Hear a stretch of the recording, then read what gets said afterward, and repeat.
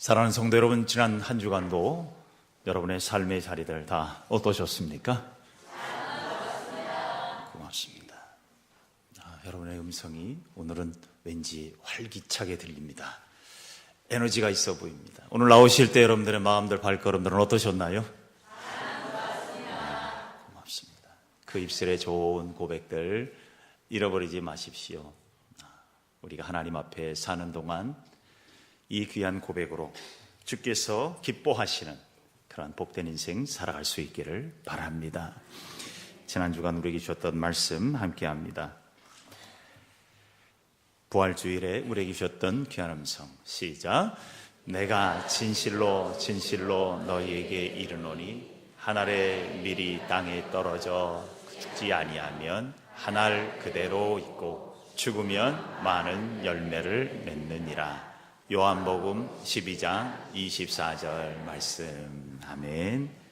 귀한 말씀으로 여러분의 삶의 자리가 하늘의 은혜로 충만하기를 원합니다. 오늘 주신 말씀 갈라디아서 2장 19절입니다. 시작. 내가 율법으로 말미암아 율법에 대하여 죽었나니 이는 하나님에 대하여 살려 함이라. 갈라디아서 2장 19절 말씀. 아멘. 귀한 말씀 가슴에 새기고 또 우리가 승리하는 삶이 되시기를 바랍니다.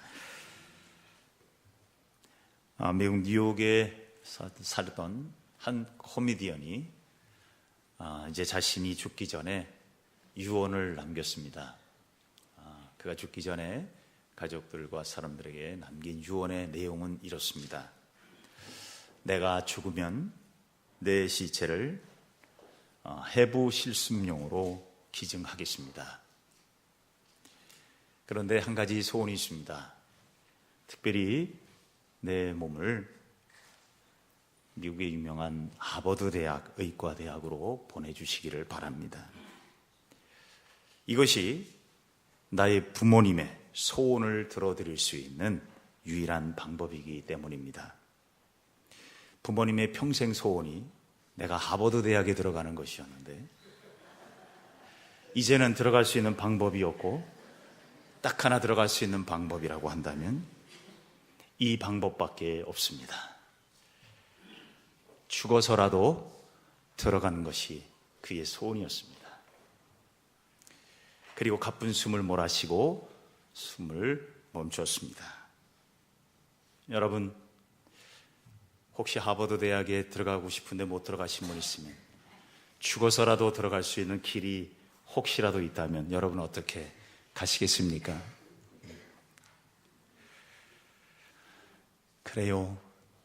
죽어서라도 들어가고 싶은 그곳, 얼마나 소원이었으면 그럴까 하는 생각을 해봅니다.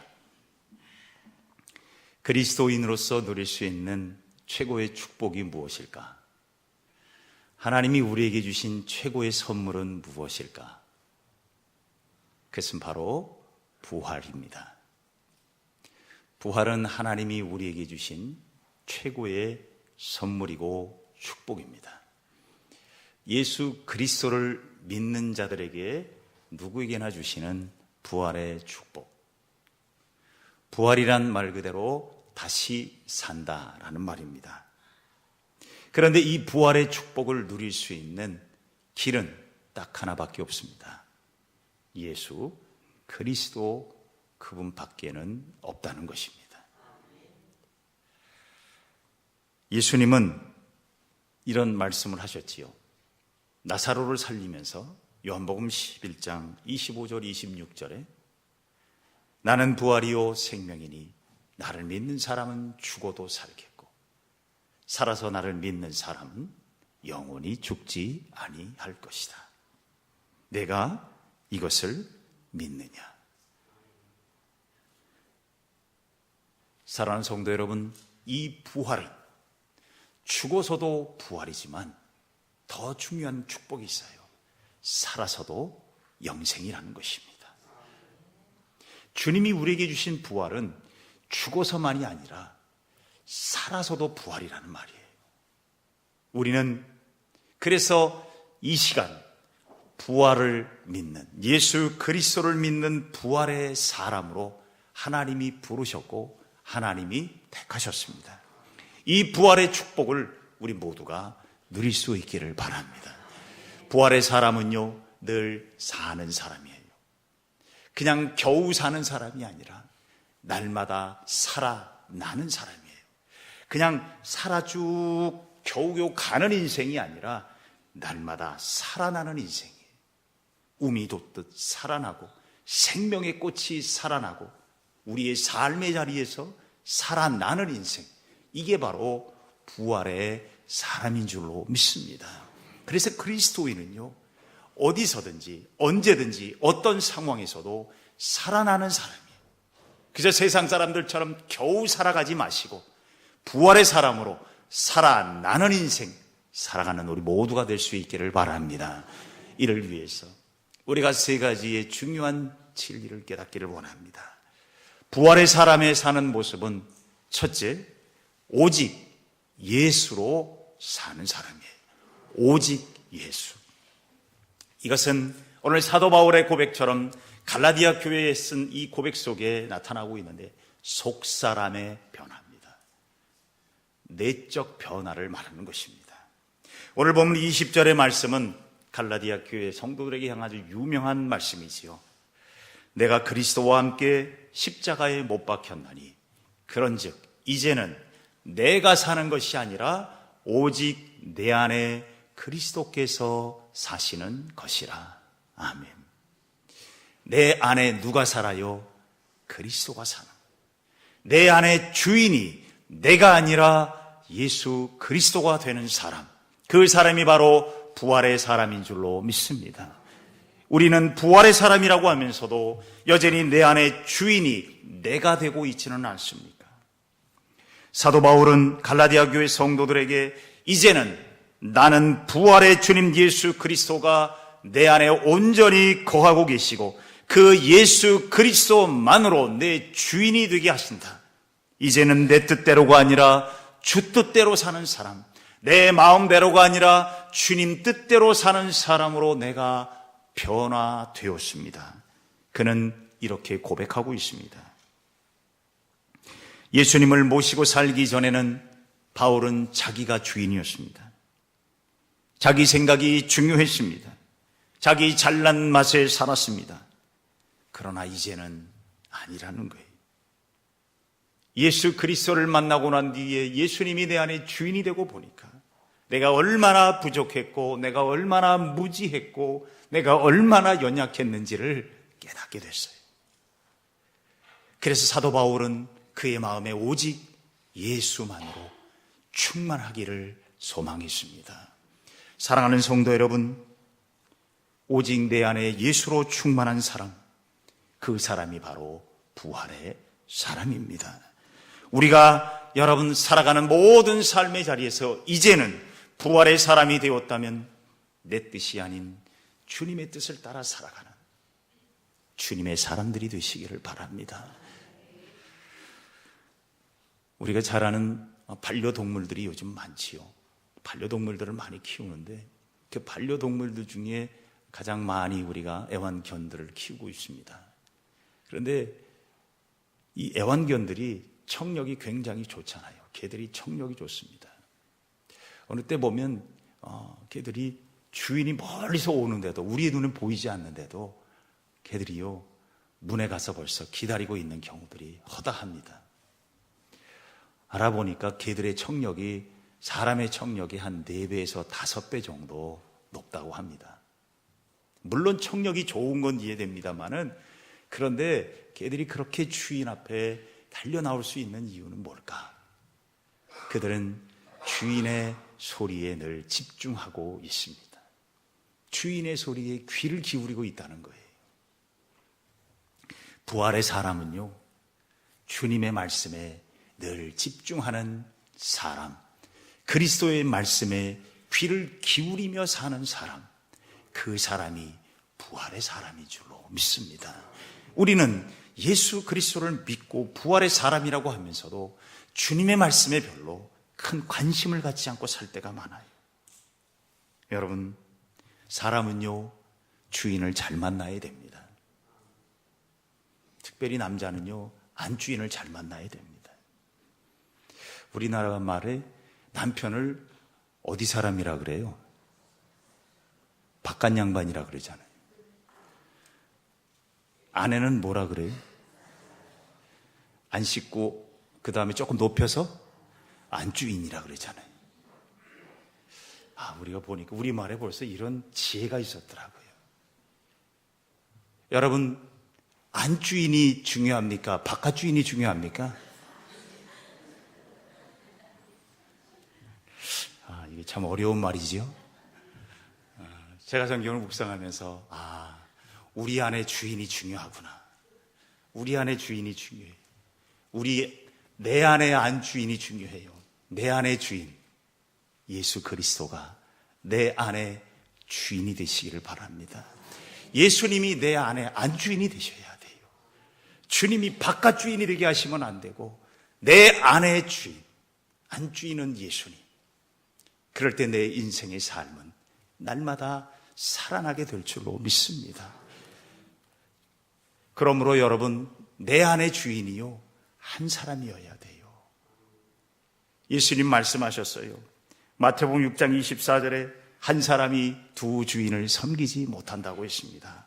두 마리의 토끼를 쫓을 수도 없고 두 주인을 섬길 수도 없습니다. 사도 바울은요, 나름대로 괜찮았어요. 똑똑했어요. 능력도 있었어요. 자기 자신의 삶에 자신감도 넘쳤어요. 그런데 그가 예수 앞에 엎드리고 나니까요, 내가 얼마나 연약하고 부족한지를 깨닫구나. 이제 내 안에 주인이 바뀌는 거예요. 부활의 사람은 내 안에 주인이 바뀐 사람이에요. 내 안의 주인 예수 그리스도, 그 분을 끝까지 모시고 여러분 속사람이 변화된 바로 그 사람, 그런 삶을 살아가는 우리 모두가 되시기를 바랍니다. 두 번째로 여러분, 부활의 사람은 부활의 주님을 믿고 사는 거예요. 부활의 주님을 좀 믿고 살라는 얘기예요. 알고 살지 말고 그냥 부활의 주님이 계신다고만 알지 말고 정보와 지식 차원을 머물지 말고 부활의 주님을 확실히 믿고 함께 사는 삶이 되시기를 바랍니다. 오늘 본문 20절의 말씀 보시면 이제 내가 육체 가운데 사는 것은 나를 사랑하사 나를 위하여 자기 자신을 버리신 하나님의 아들을 믿는 믿음 안에서 사는 것이라고 말씀합니다. 여러분, 사도 바울은요, 부활의 예수님을 만나고 난 뒤에 그의 삶의 태도가 달라졌어요. 그의 삶의 자세가 달라졌어요. 하나님의 아들을 믿는 믿음의 사람이 되었다는 거예요. 율법주의의 지식의 사람이 아니라 하나님의 아들, 부활의 주님을 믿는 사람이 되었다. 이건 여러분 굉장히 평범한 표현인 것 같지만 굉장히 중요한 말이에요.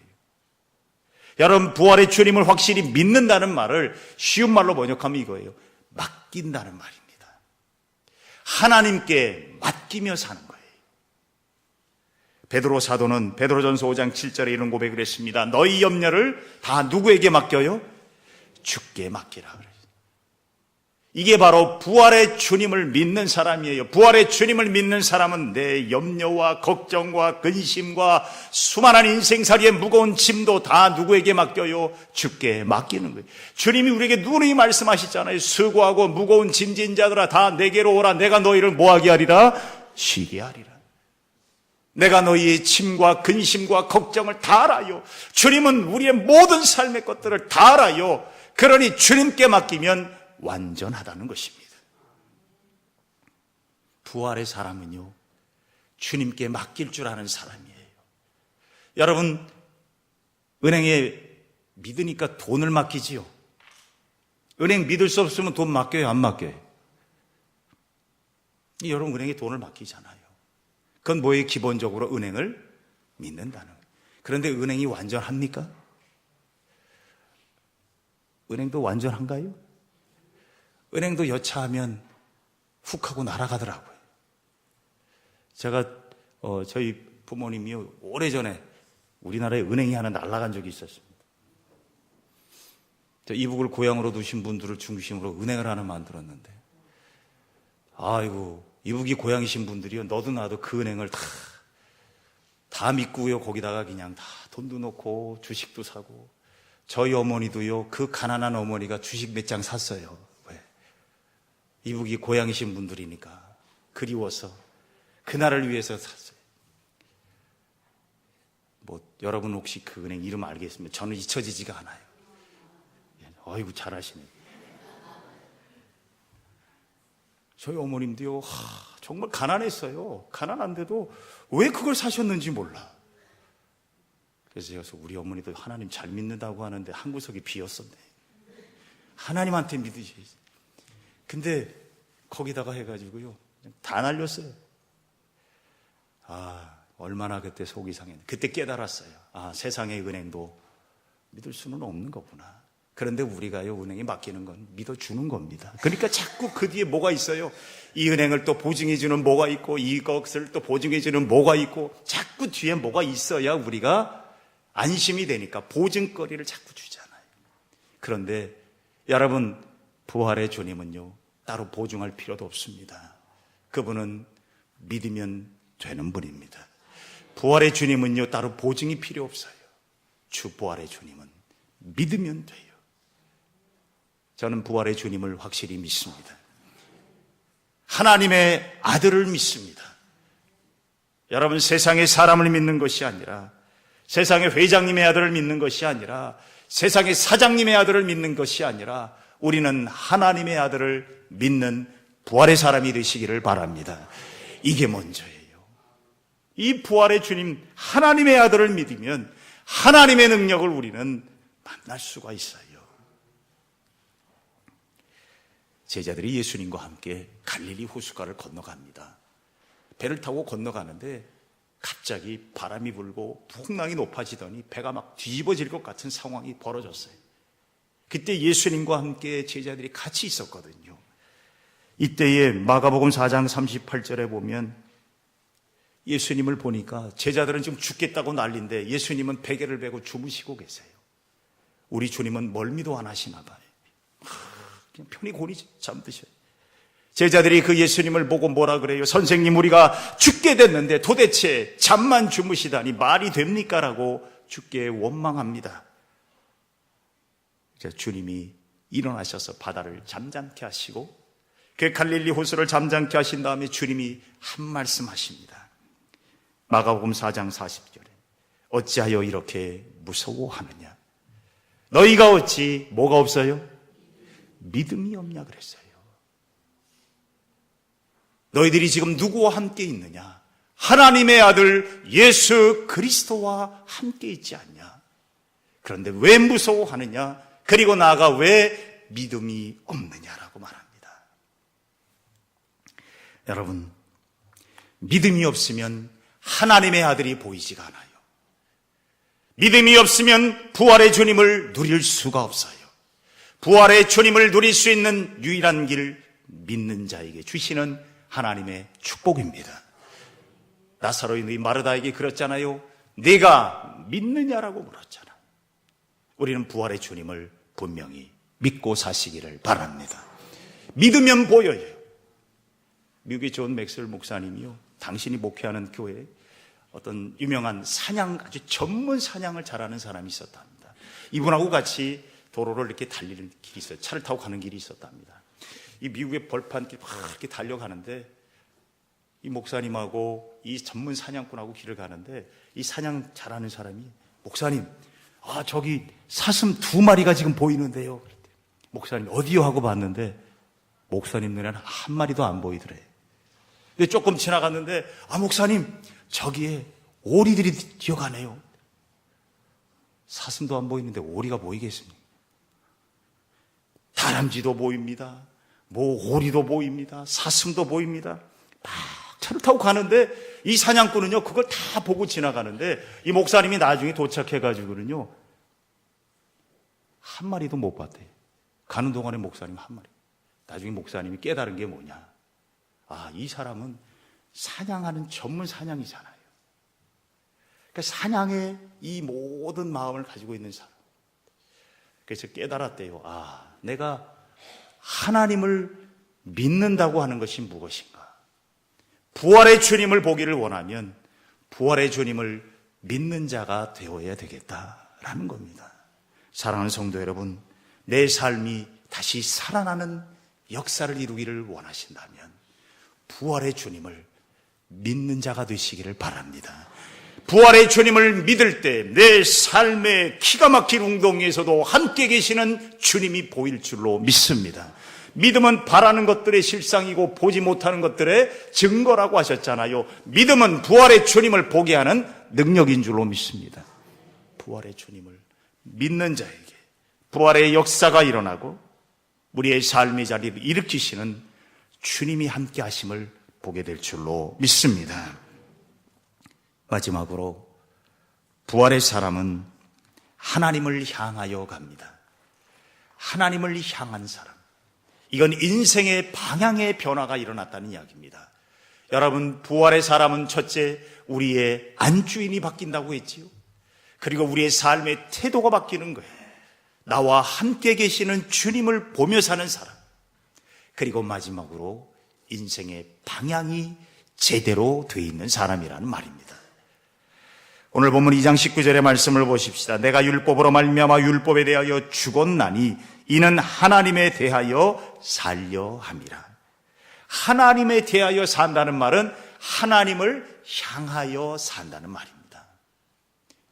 인생은요, 방향이 중요하다고 하잖아요.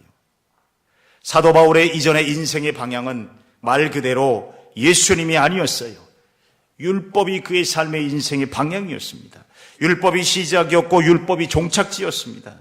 그는 그렇게 율법주의자로 살았습니다. 그러나 부활의 주님을 만난 이후에 그는 고백합니다. 나는 율법에 대하여 죽었습니다. 그런 바울은 죽고 이제 예수 그리스도를 바라보며 걸어가는 인생의 방향이 바뀐 그리스도인이 되었다고 고백하는 것입니다. 사랑하는 성도 여러분, 하나님을 향하여, 그래서 사도 바울은 고린도 교회 성도들을 향하여 이런 고백을 했습니다. 고린도전서 9장 26절에 나는 다름질하기를 향방 없는 것 같이 아니하고 싸우기를 허공을 치는 것 같이 아니하며. 사도 바울은 인생의 분명한 방향을 찾았습니다. 바로 부활의 주님입니다.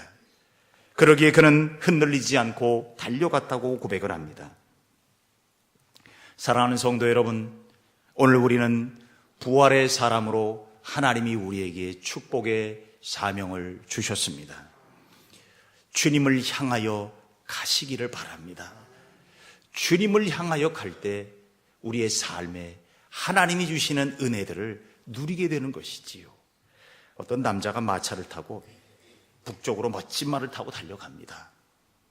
중간에 그 모습을 보고 사람들이 그에게 묻습니다. 어디로 가고 계십니까? 금나라로 가고 있습니다. 그러자 마을 사람들이 대답을 해요. 금나라는 북쪽이 아니라 남쪽으로 가셔야 됩니다. 그랬더니 이 말을 타고 가는 사람 뭐라 그러냐면, 아유 걱정하지 마십시오. 이 말은 한 번 가면 천리를 가는 말이니 뭐 가다가 아니면 돌아오면 되지요. 걱정하지 마십시오. 달려가요. 그런데 사람들이 아무래도 저 사람 걱정스러워요. 그래도 금나라를 가려면 남쪽으로 가십시오. 그런데 이 사나이가 뭐라 그러냐면, 아이고 괜찮아요. 이 마부 베테랑 마부입니다. 말을 잘 몰고 아직 여비도 두둑하고 뭐가 걱정입니까? 가다가 안 되면 돌아오면 되지요. 그리고 달려갑니다. 여러분, 우리의 인생, 우리들 가운데도 그런 삶을 살고 있지는 않았습니까? 아직은 내가 할 수 있고 아직은 내가 돌아올 수 있을 것 같다고 생각하지만, 여러분, 어느 순간에 우리는 영영 돌아오지 못할 길도 갈 수 있다는 거예요. 우리가 그렇게 능력이 많습니까? 우리가 그렇게 힘이 좋습니까? 우리가 그렇게 가진 것이 많습니까? 우리가 그렇게 똑똑합니까? 우리가 그렇게 강합니까? 저만해요. 우리는 보잘것없어요. 한순간입니다. 연약합니다. 나도 나를 믿을 수가 없어요. 여러분, 인생은요 고집대로 가는 게 아니에요. 인생은 내 고집대로 가는 게 아니라 인생은 주 뜻대로 가는 겁니다. 왜? 인생의 주권이 하나님에게 있기 때문이잖아요. 인생의 방향이 틀리면 여러분 결국 인생은 망하는 겁니다. 인생은요 사하라 사막과 같아요. 아프리카의 4분의 1의 면적을 차지하는 사막이 있습니다. 사하라 사막. 이게 이 남북의 길이가 얼마냐면 1700km고 동서의 길이가 5600km입니다. 여러분 상상이 되십니까?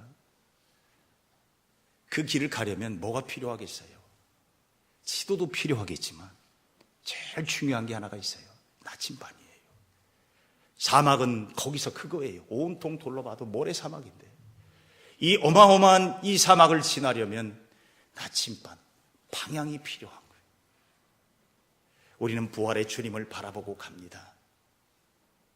그 부활의 주님을 우리의 인생의 방향으로 삼고 여러분 이 사막과 같은 광야와 같은 인생길 부활의 주님을 믿고 부활의 주님을 내 안의 주인으로 모시고 가십시오. 여러분의 인생은 주님이 책임져 주실 줄로 믿습니다. 내 인생 내가 책임지는 것 같지만 엄밀히 자세히 살펴보시면 주님이 책임지시는 거예요. 지금 여기 앉아 계신 것 주님의 은혜입니다. 여러분 이 주님의 은혜를 감사하고 부활의 사람으로 겨우겨우 살아가는 인생이 아닌 부활의 사람으로 날마다 살아나는 인생 되시기를 바랍니다. 하나님께서 우리에게 예비하신 놀라운 은혜가 가득할 줄로 믿습니다. 기도하십시다. 사랑이 많으신 아버지 하나님 감사합니다. 부활의 주님 우리에게 부활의 사람으로 부활의 꽃과 같은 인생으로 날마다 살아나기를 원하십니다. 그저 겨우겨우 살아가는 그런 인생 되지 않게 하시고 아버지 하나님 우리의 인생의 광야와 같은 삶의 자리에서도 살아나는 인생이 되게 하시고 부활의 주님을 내 안의 주인으로 모시며 부활의 주님을 확실히 믿음으로 바라보며 부활의 주님을 향하여 인생의 방향을 정하고 오늘도 말씀 따라 살게 하여 주옵소서. 예수님의 이름으로 기도하옵나이다. 아멘.